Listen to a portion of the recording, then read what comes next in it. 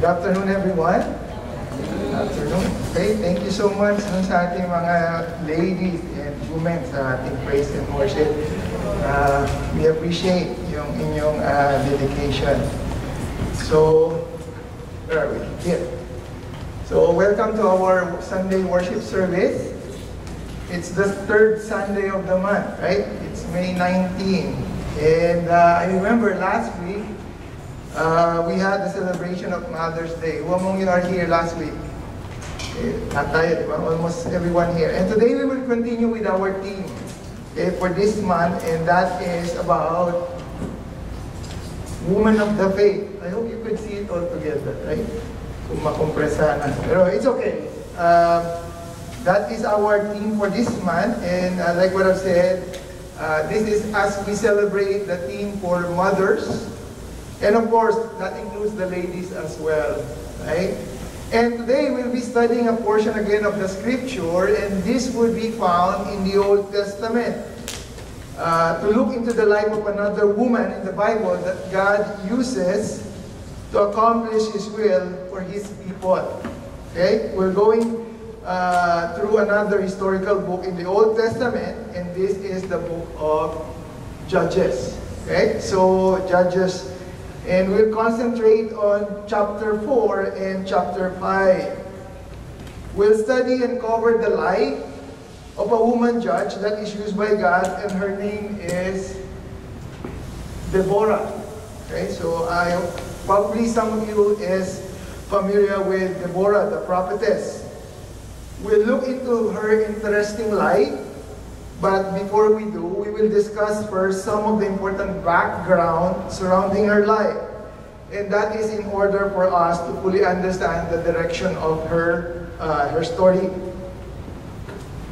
Okay, so who among you are familiar with Deborah? Probably you have heard her name.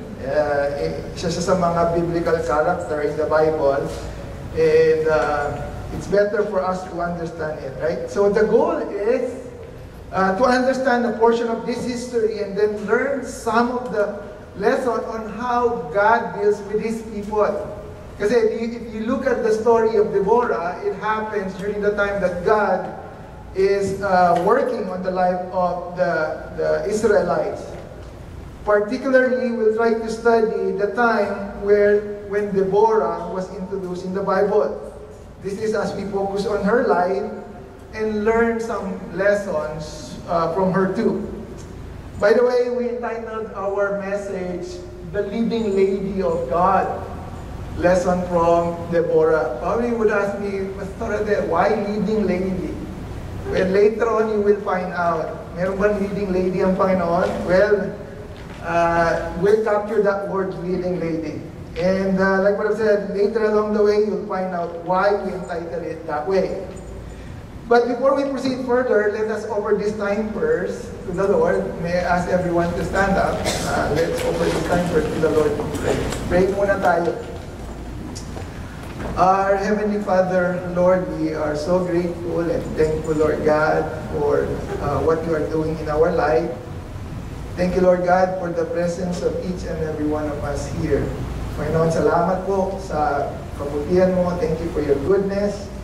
Thank you for your love, and thank you, Lord God, for the gift of women, Lord God, in the ministry, Lord God, in our church. Lord, we ask that you bless them and, Lord, direct them, Lord God, as we focus, Lord God, in their participation, Lord God, in the ministry, Lord, that you said.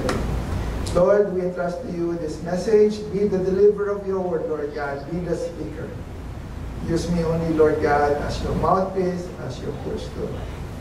And be glorified in our midst. This we pray, Lord, in Jesus' name. Amen. So you may now be seated. Okay. Now to start our message for today, and as I mentioned a while ago, let us try to learn some of the important lesson or important background. Yeah.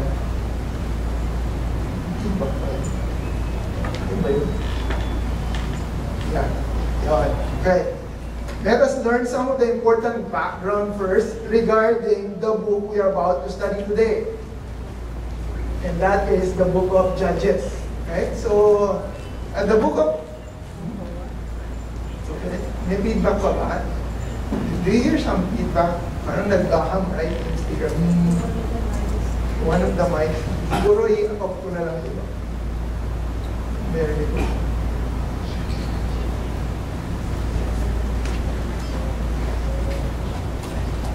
Patay na lahat. Ako na lang ang nakabuhay dito. Yung mic ko na lang.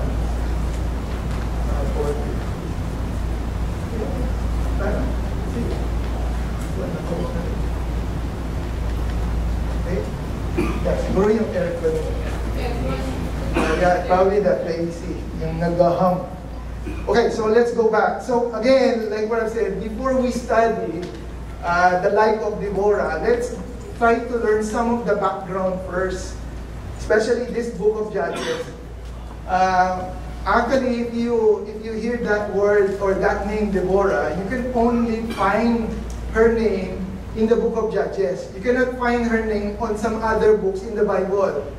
And particularly, you can only find Deborah on chapter 4 and chapter 5. Doon lang binigyan ng importance yung life ni Deborah. Okay, so let's talk about first the author. The text or the verse in the book of Judges gives no indication as to who wrote the book. Hindi ini-specify ng book of Judges kung sino sumulat sa kanya. But Jewish tradition named the prophet Samuel as the author. Okay? Samuel, one of the special leaders from God, raised during the time period to rescue his people. So there are some, how you call this, speculation that it was Samuel who wrote it. Probably some people would ask, why Samuel? No, by the looks of it, the author of Judges certainly lived in the early days of monarchy. Okay? Yung sumulat daw ng Judges is someone who lives during the early time or the early days of the monarchy period. When we say monarchy, this is the time during the Israelites who were governed by kings. But the judges, during the judges' time, wala pang kings. But the person who wrote it was already writing something in the past. So sinulat niya yung Judges. So that was the speculation. And one of the way that they said is that the recurring statement, if you read the book of Judges from chapter 1 to 21, you will find a lot of statements saying, in those days, there was no king in Israel. So you will find that statement in the book of Judges. So meaning to say, if that time there is no king in Israel, meaning it was during the time of, when the book of Judges is being written, it was already the time that there was already a king. Okay, so, and that is why they attribute this writing to Samuel. Also, some clues within the passage of Judges suggested that the book was written before David established his throne. And we know David is the second king of Israel, right, in history. So they were saying that Judges was written before David's time. So it's possible that it was Samuel who wrote this book. Okay? It's possible, but it's not. Like what I said, the book of Judges, it never mentioned it. When we think about the Judges, we think about the book in the Old Testament, right? Pag sinabi natin yung Judges. But at the same time, it is also ideal for us to look into the period or time as part of history. Remember, Old Testament, every time we learn or we study about the Old Testament, I always bring this out. Because these are the 9 stages of the Old Testament, and on that left side, that are the stages of the New Testament. So, as you could see, Judges is in between the time where the Israelites conquered the Promised Land, the conquest stage. And it was before the time of monarchy, before the time where there is a united kingdom. Because before, first, it's the United Kingdom, and then it was divided, right? So it was during that time. Of course, you're familiar with the creation, the patriarchal, the Exodus, okay? So you will see more about that later on. Technically speaking, the events written in Judges was written beginning after the death of Joshua. Remember Joshua? Joshua is the right-hand man of Moses. Right? Actually, si Moses, God promised Moses the land of flowing milk and honey, right? Yung promised land. But he was not able to enter it. Who was the one who was able to enter? It was Joshua who was able to lead the people to conquer the promised land. But the book of Judges started during the death, almost after the death of Joshua, and up to verse 21, where Saul was crowned king of Israel. Remember who is the first king of Israel? It was Saul, right? And Saul was introduced in the kingdom stage, right? During the time that Israel is being ruled by kings. The book contains the event that records the time before Israelite was ruled by kings.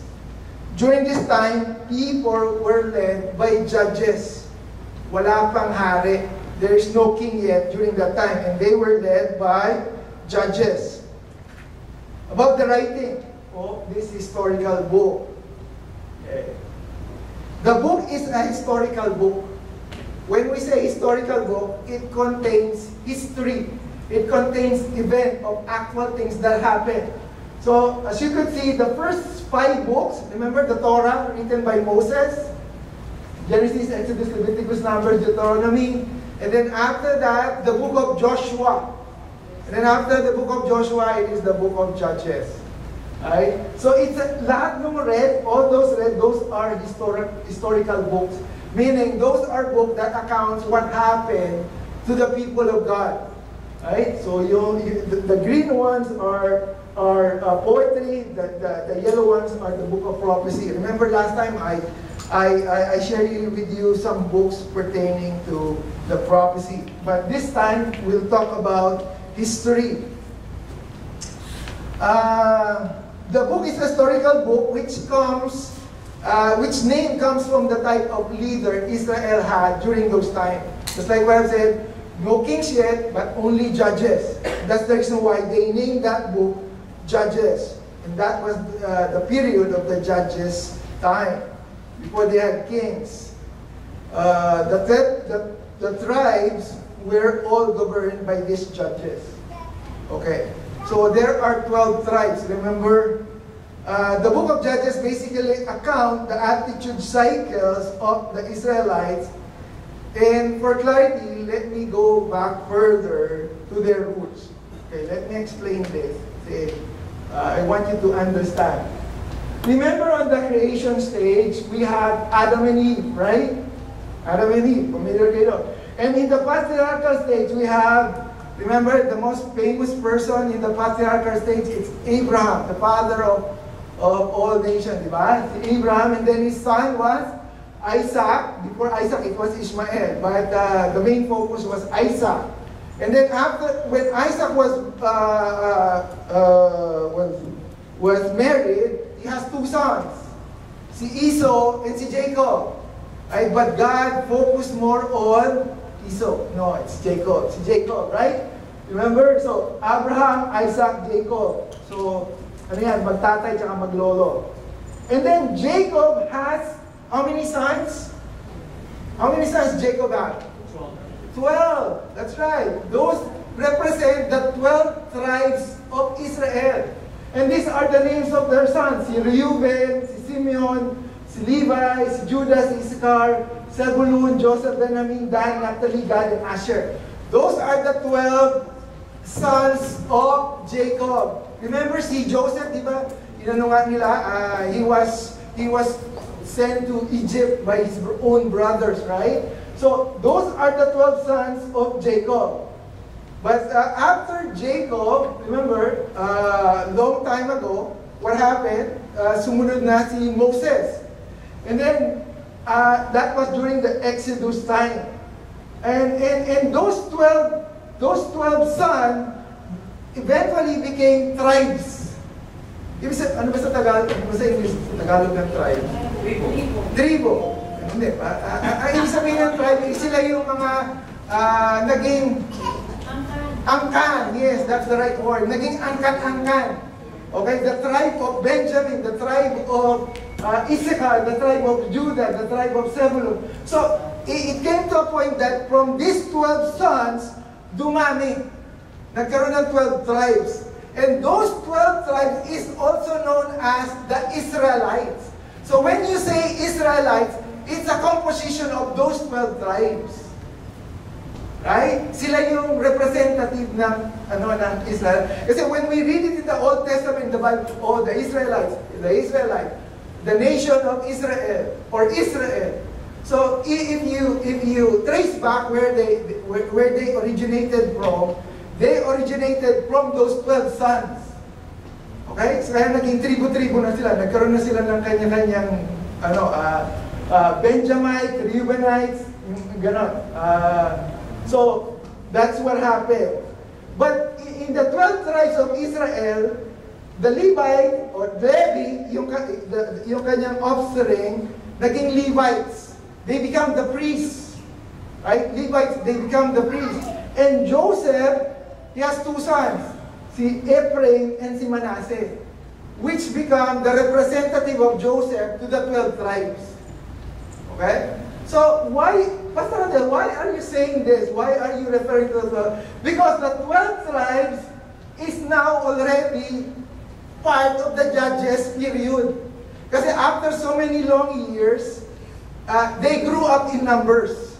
So from 12, they become 12,000 or 12,000 and thousands. But it is a representative of those 12 sons of Jacob. That is very important, right? Why? Because if you read your Judges in chapter 1, sometimes they would ask, Lord, who's going first to Canaan? And then the Lord will say, Judah. Is the Lord referring to Judah, the son of Jacob? No, he was already referring to the tribe of Judah. Did you get it? Because sometimes when we read the Bible, open your Bible in Judges chapter 1. The first thing that they ask, let me go back, para at least I can, where is it? Yeah, I don't have it here. Judges chapter 1, what does it say? So, the Lord, they asked, who is going to come after the Canaanite? And sabi ng Lord, Judah. Right? So sometimes when you read that, Judah, sometimes you will think, oh, is he referring to Judah, the son of Jacob? But at that time, Judah is already gone. He's no longer living. So basically what the Lord is saying, Judah, meaning the tribe of Judah. That's what it means. So I just simply want to make that clear. Okay? What else?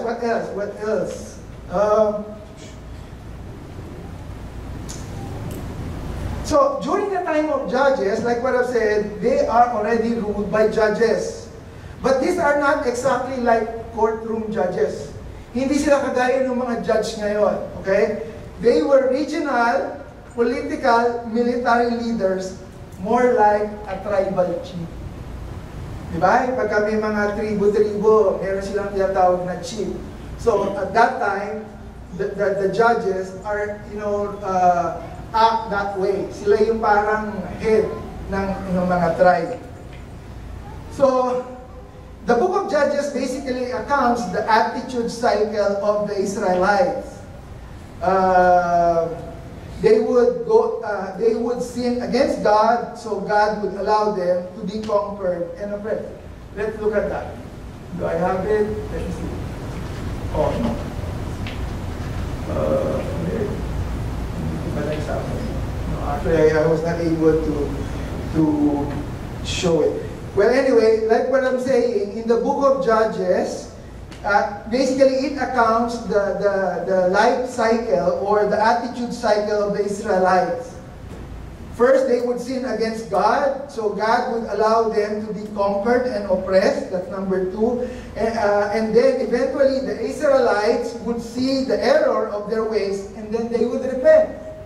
And then God would raise a deliverer or a judge among the people, and then it would defeat the enemy and bring them out to an era of peace. But again, the history will repeat itself. Pagkakasala sila, hihingi sila ng tawad, pagkatawarin sila ng Panginoon, iniligtas sila ng Panginoon, and then after that, magkakasala ulit sila. So it goes like that. It goes like that. Now, reading the entire book will tell us the tragic tale of the Israel's moral corruption. When I say Israel, I'm referring to the whole 12 tribes offspring, okay? And its bad type of leadership. Basically, how the Israelites became no different with the Canaanites. The book of Judges basically accounts the story of Israel's total failure. So if you read the book of Judges, you will see yung failure ng mga Israelites. Doon mo makikita yon. In fact, the book includes many of the most graphic, listen to this, violent and disturbing sin in the scripture.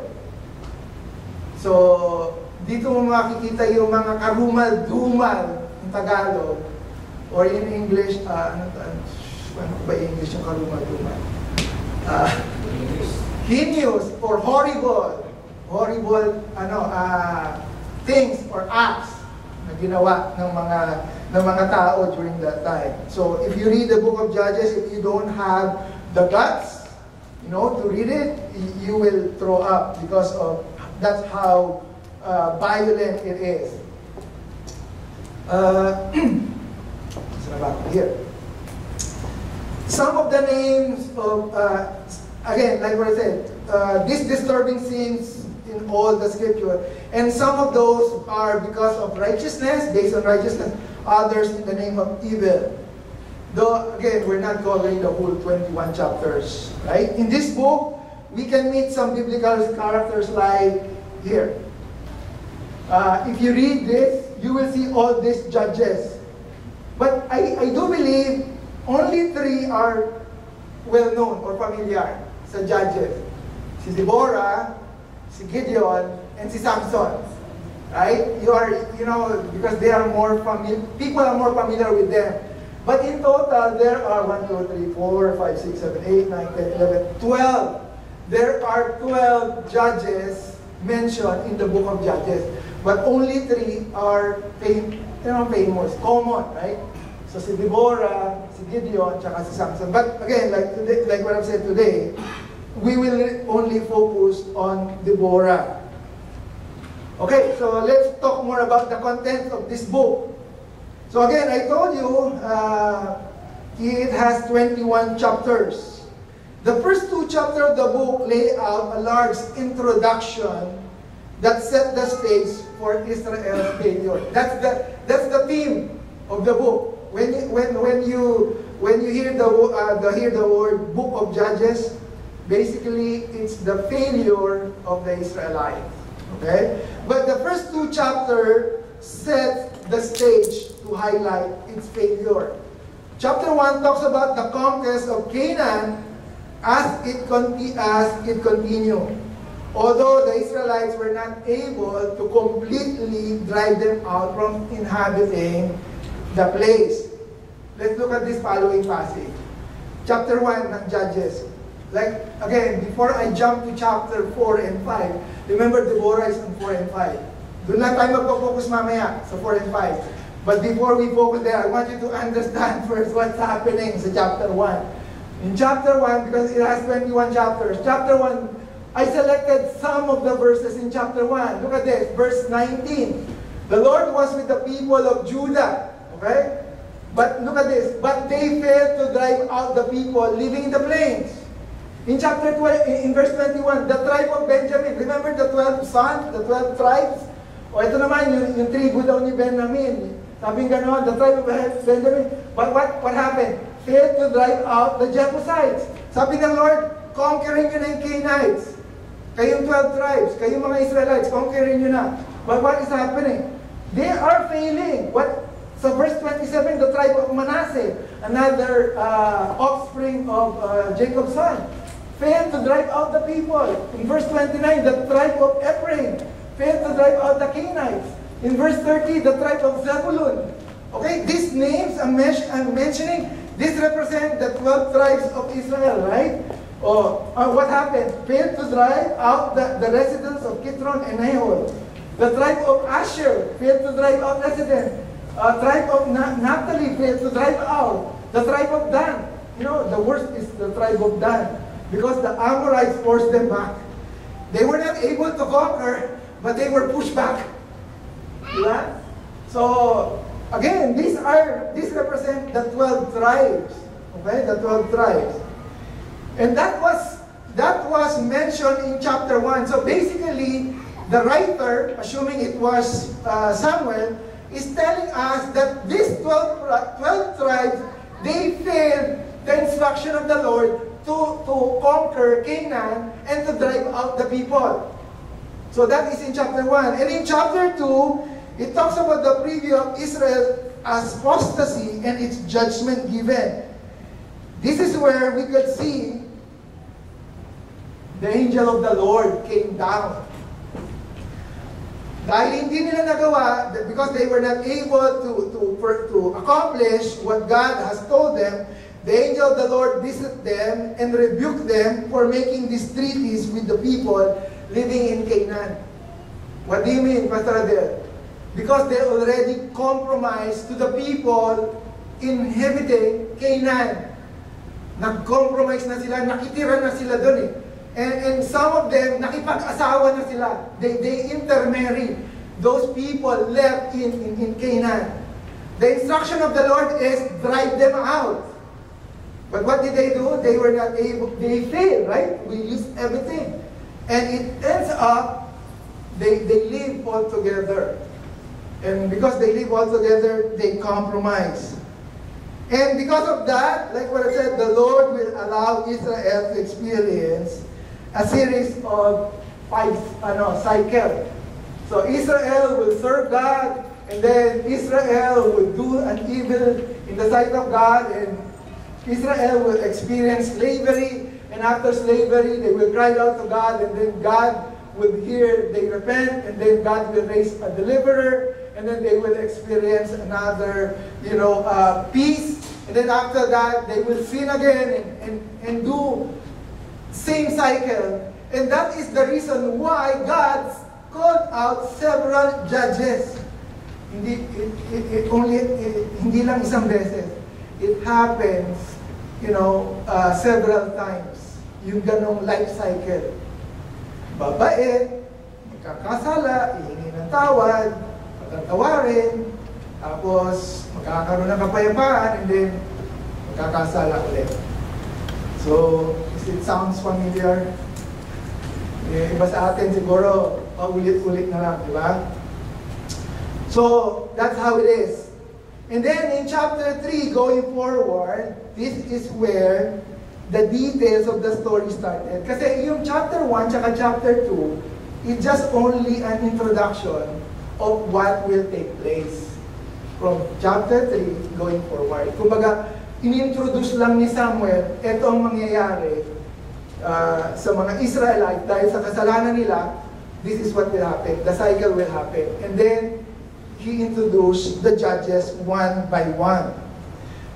The idea of driving out the Canaanites was to avoid, ano ba ang purpose kung bakit, probably you would ask me, what's the purpose why the Lord is asking the Israelites to avoid the Canaanites?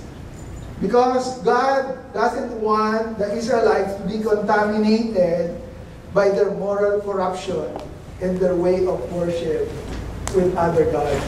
Kasi yung mga Canaanites, they worship idols. And ayaw ng Lord na ma-compromise yung mga Israelites. Kaya ang sabi ng Lord, i-drive out siya. Saan natin makikita yun here? In Deuteronomy chapter 7, verse 1 to 6.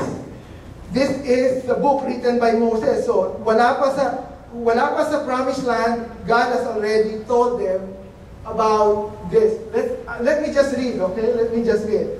When the Lord your God brings you into the land you are entering to possess and drive out before many nations. Look at this. Ang mga nakatira doon, the Hittites, the Girgashites, Amorites, Canaanites, Perizzites, Hivites, Jebusites, 7 nations larger and stronger than you. And when the Lord your God has delivered them over to you, and you have defeated them, listen to this. Sabi ng Lord, sabi ng Lord through Moses, then you must destroy them. How? You must destroy them totally.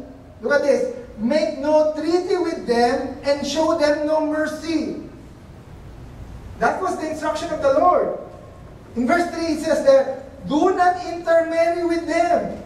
Do not give them your daughters to their sons or take their daughters for your son.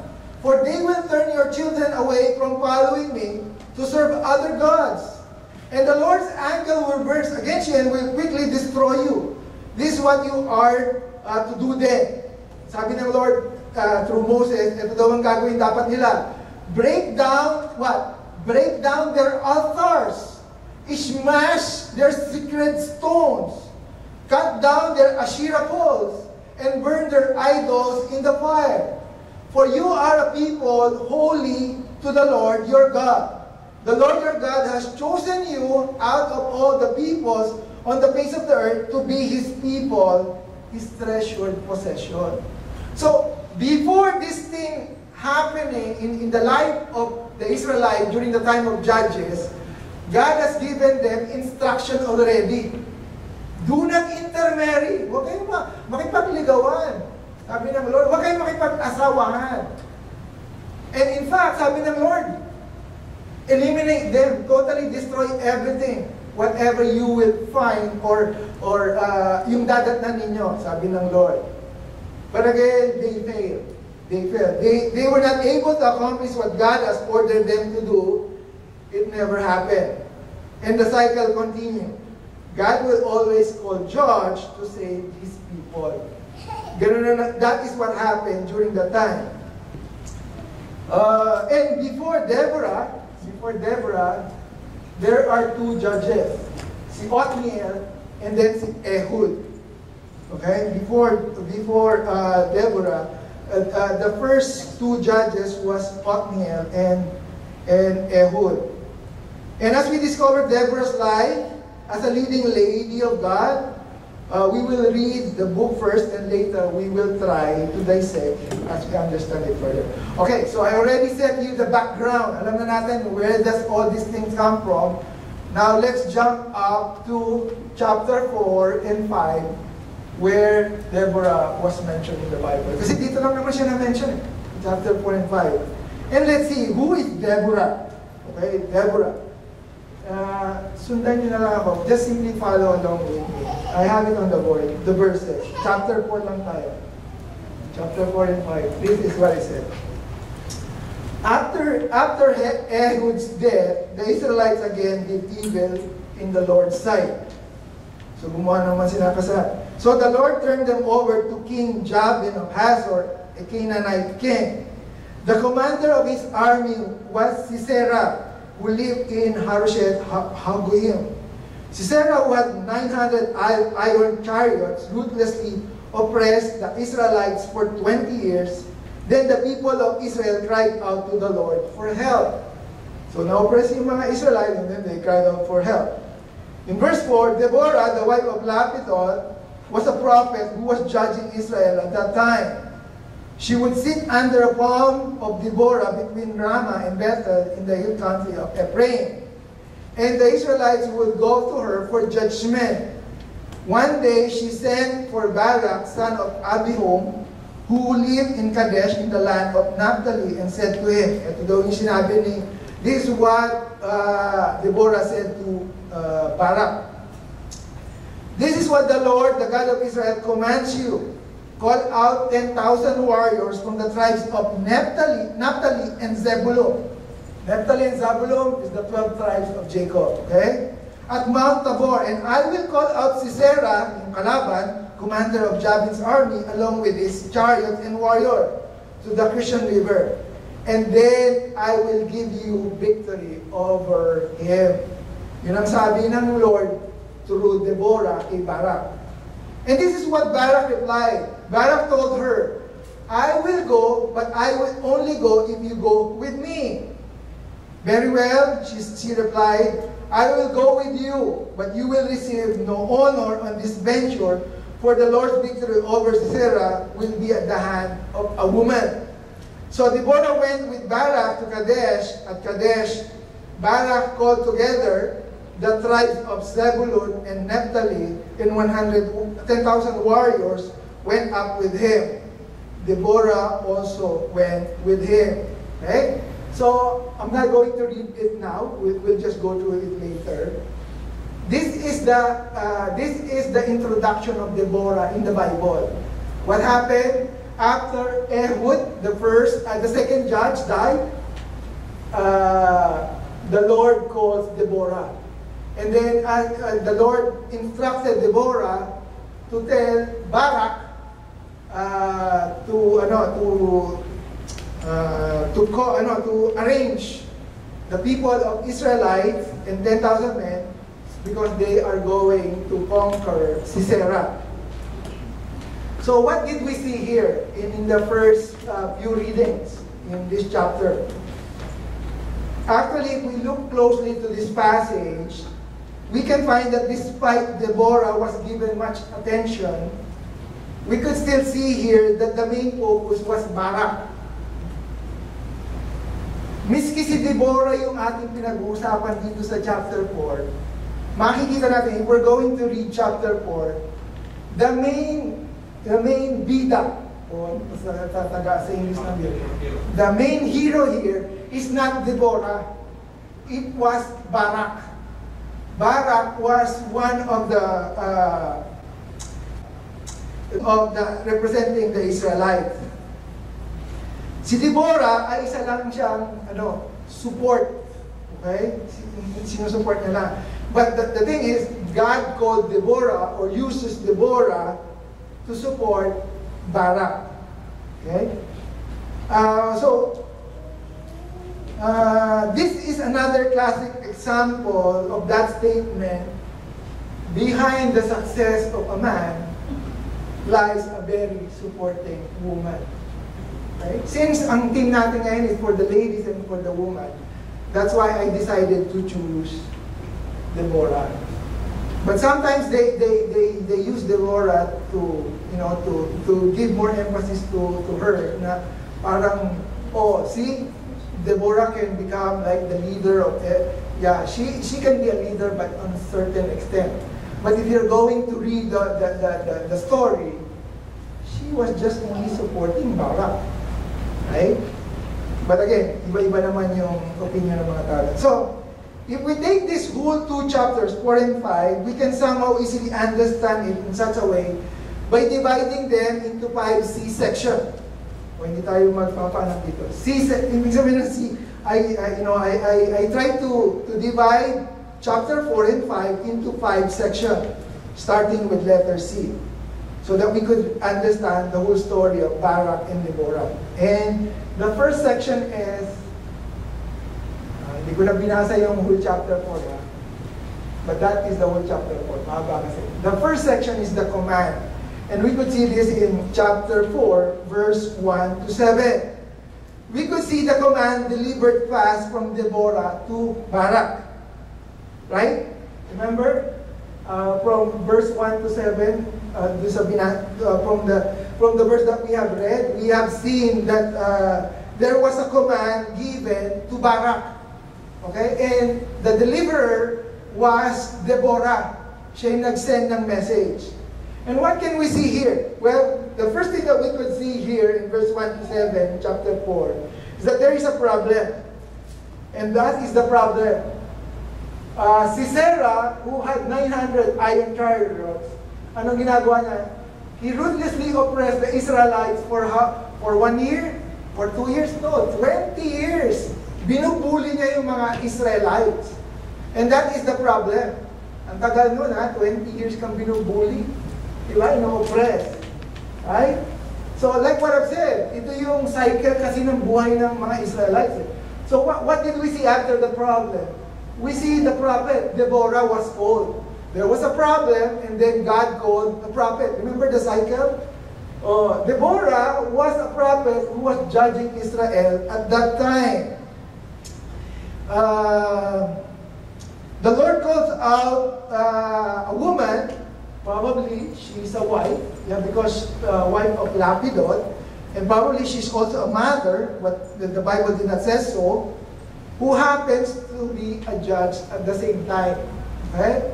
So remember, like what I said a while ago, the judge there is like a leader, a military leader. Not as a temple leader. Remember, during that time, ang lead ng temple are the Levites, spiritual, but the judges were the leader in the community. Okay? So, what else? So we see that there's a problem, so God called the prophet, and what was given to the prophet? Here. There was a promise. This is what the Lord, the God of Israel, commands you. So Deborah is now talking to Barak, son of Abinoam, right? And what did God told Barak through Deborah? He said that I will give you victory over Sisera, the one who is bullying the Israelites. Okay? So that was the command of God to Deborah to pass it to Barak. That's verse 1 to verse 7. Okay.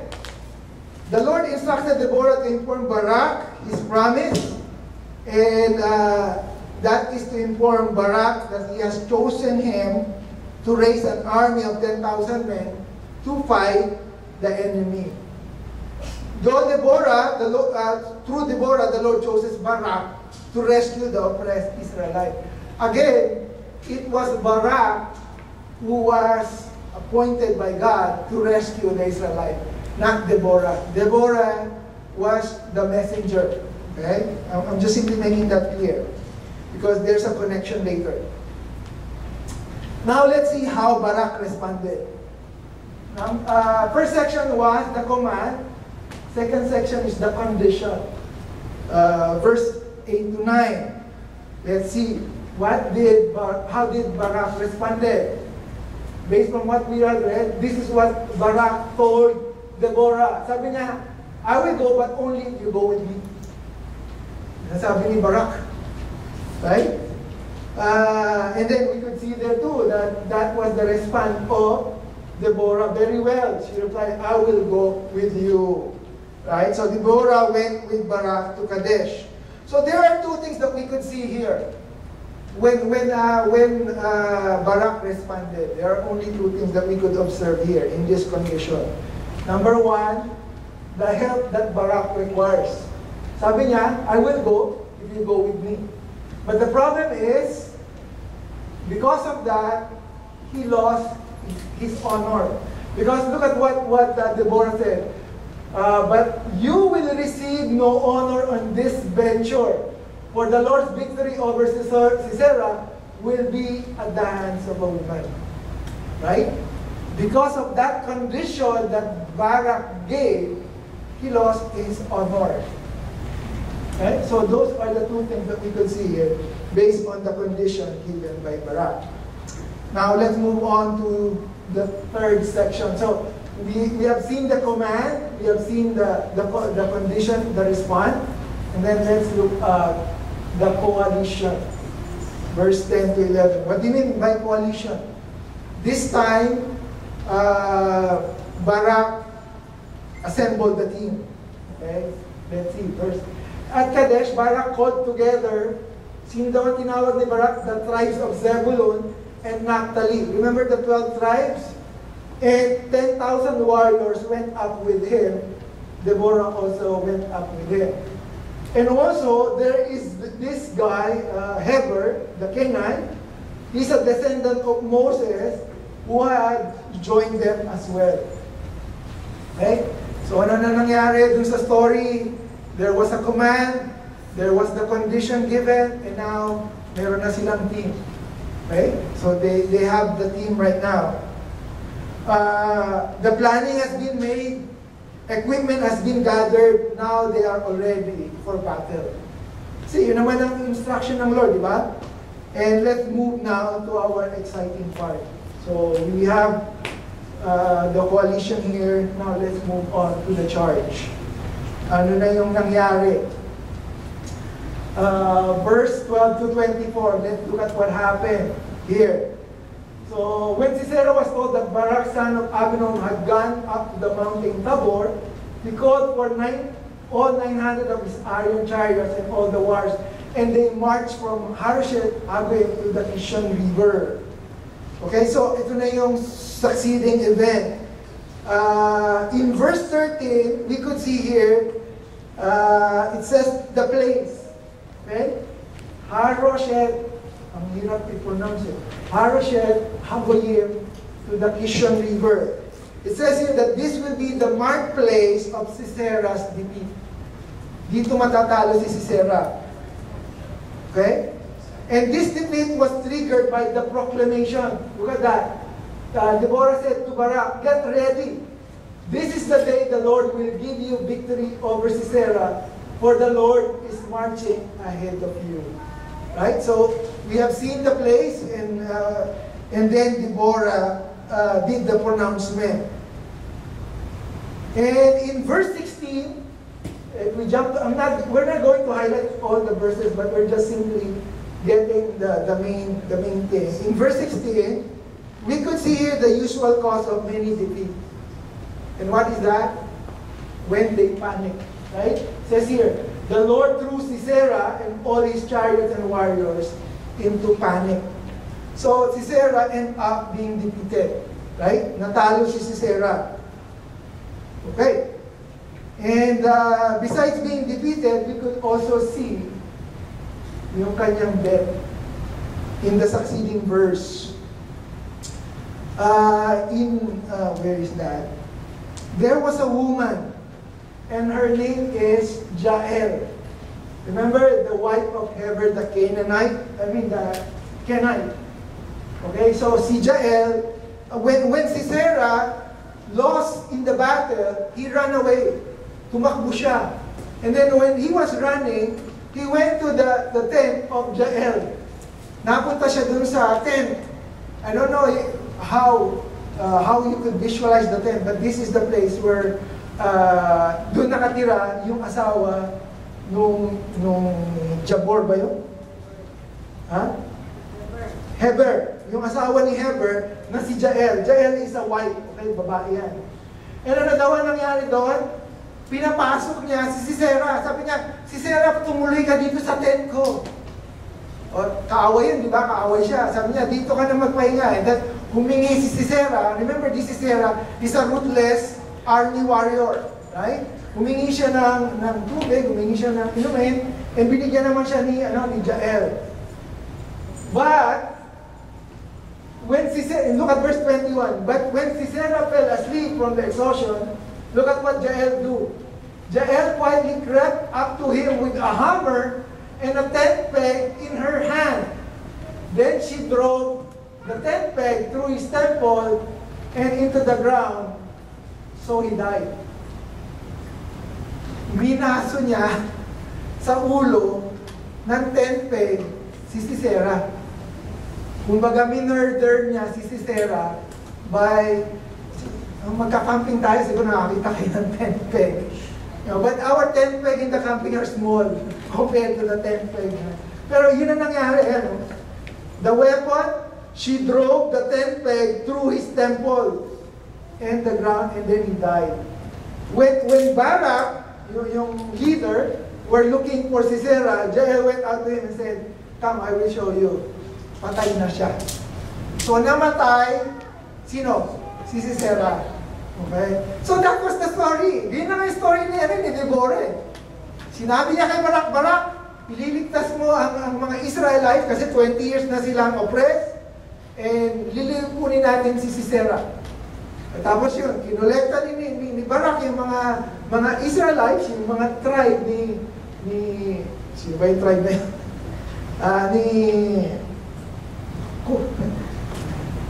Kaninong tribe yun? Naphtali. O yun, yung tribe ni Naphtali. Tapos ni Zebulun, yan. Nung nalipong na nila, natalo nila sa battle, pero si Sisera tumakbo. Pero nahuli rin, kasi pinatay siya naman ni Jael. Na isa ring babae. This is also a lady, si Jael. So that's it. That was the story. And then what happens in chapter 5? Got natin 5C, di ba?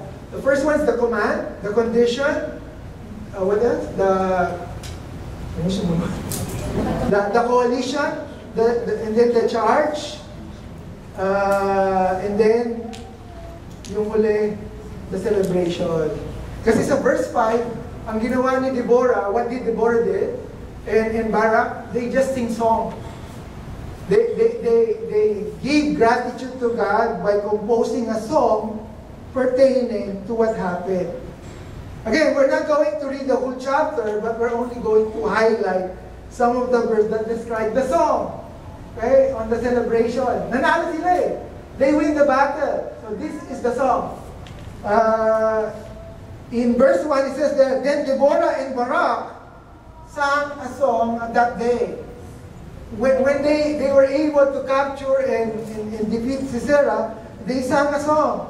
And look at the lyrics.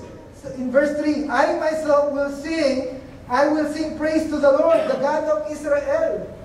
And who is singing here? It was Deborah. In verse 12, awake, Deborah, awake. Arise, Barak, and lead away your captives. Look at the listen of this song. And in verse 14, this is where they also attribute who were able to help them. The tribe of Ephraim, right? The tribe of Benjamin, the tribe of Zebulun, Issachar, and Reuben. Sila yung tumulong, right? The 12 tribes. And also, in the succeeding verse, we could see here, they gave attributes to Jael too, the wife of Heber the Kenite. Remember, this is just the lyrics of the song that they sing, right? In chapter 5. It says that the blessed of woman is Jael, the wife of Heber the Kenite. Because what did she do? Hand for the 10th peg, and she struck Sisera. She smashed his head. Okay, pinagbubunihin nila yung pagpapatay, di ba? And it says there he fell dead, referring to Sisera. And for 40 days, they have peace. 40 years.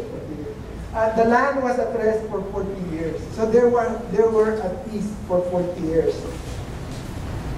So that is the story of Deborah. Yung pala ang story ni Deborah. You know what? Let me just sidetrack a little bit.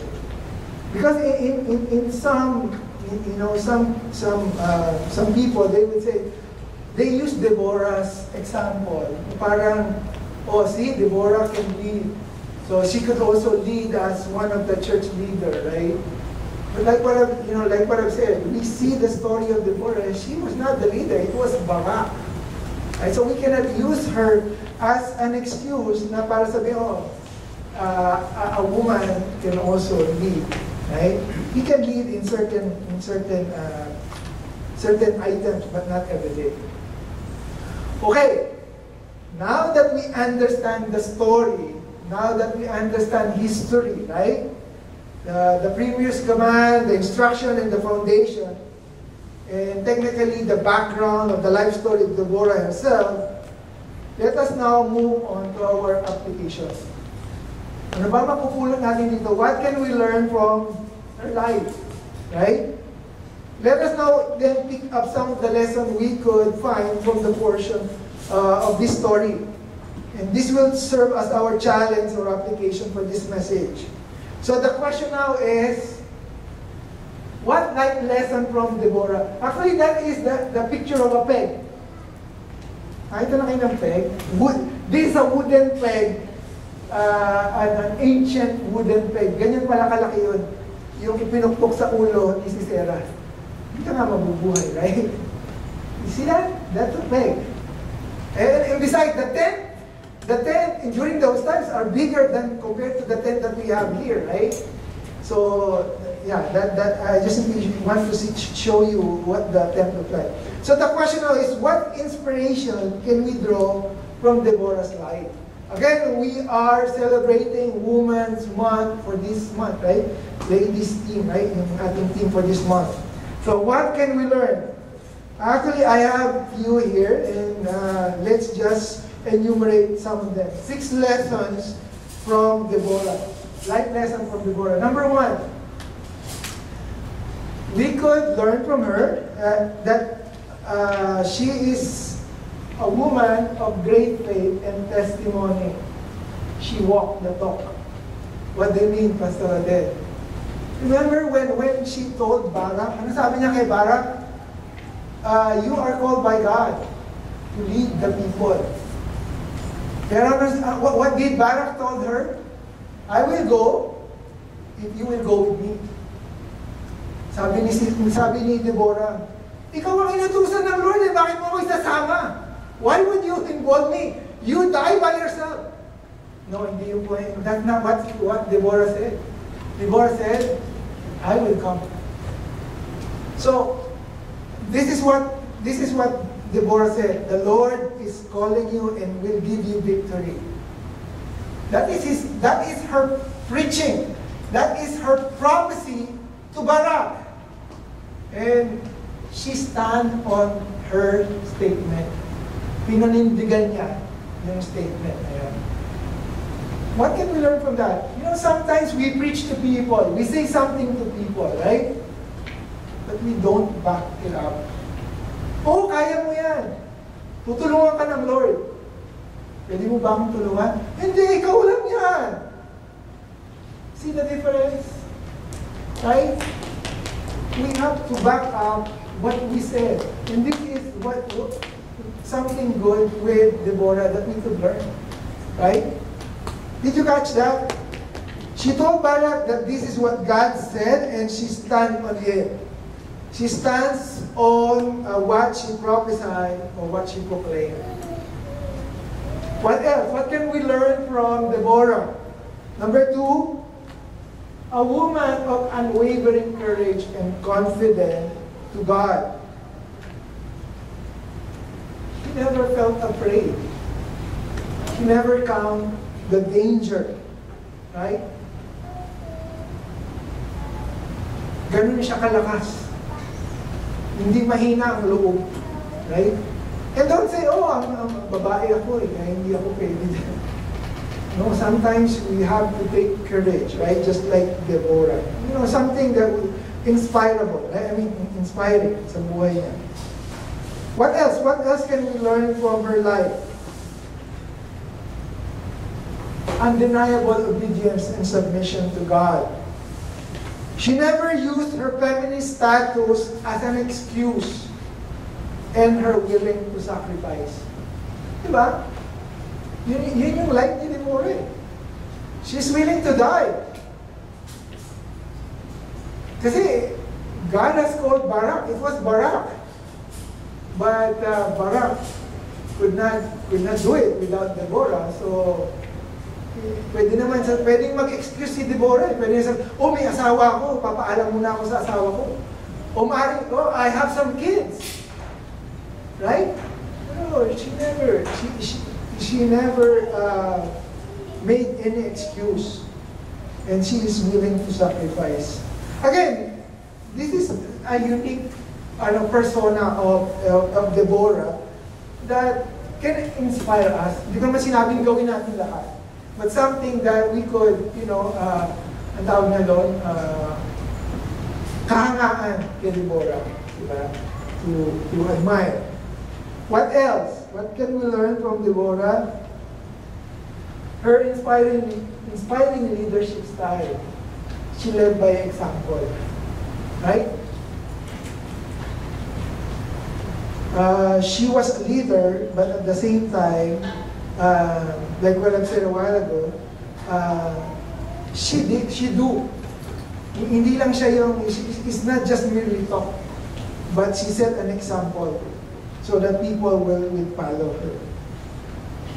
Number 5, what else can we learn from her? Her sacrificial love for God's own people. Actually, kung titingnan naman natin, these are all the same. Yung character niya.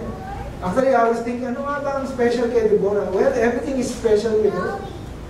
Right? I cannot find anything na hindi special sa kanya. And I could not find something that would not inspire me to follow.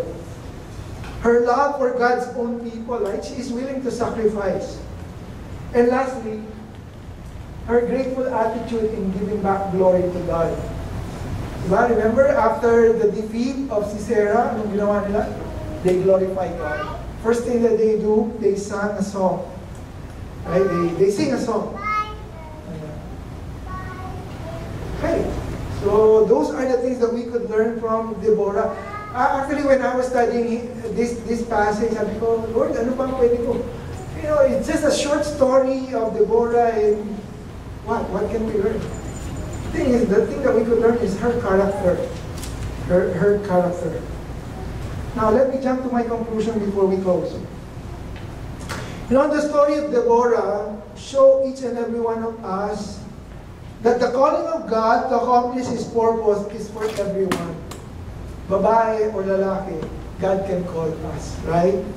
The Lord calls ordinary people to do extraordinary things.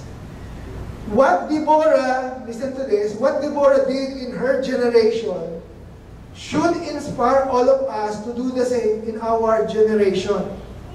Not only the ladies, but also the men. And as we celebrate this month for the women, let us remember, you know, like Deborah, to thank God for using all of us, especially the ladies, for a God-given task in inspiring us and being part of our life. You know, for all the women in our church, please stop your back. You know, we all salute you and pray for you that the Lord will continue to use you in her ministry. Let's pray. Our Heavenly Father God, Lord, once again, we would like to thank you for this interesting story, Lord God, of the life of Deborah. Lord, we have heard her name so many times, but sometimes, Lord God, we really don't acknowledge, Lord God, her inspiration in our life. Lord, we pray that through her life, this will give us inspiration to follow the same lead that she has set before us, Lord. And thank you, Lord God, because we know, Lord God, that your call to serve you is for everyone. And Lord, for this special month, Lord, we also would like to pray for the women and for the ladies of our church. Lord, we pray that you will bless them and make them like Deborah, Lord God. And to have the courage, to have the compassion, Lord God, to follow you, Lord God, and to support, Lord God, whatever endeavor you would like us all to accomplish in our life. Lord, once again, we thank you and we bring back all the glory to you. In Jesus' name, amen.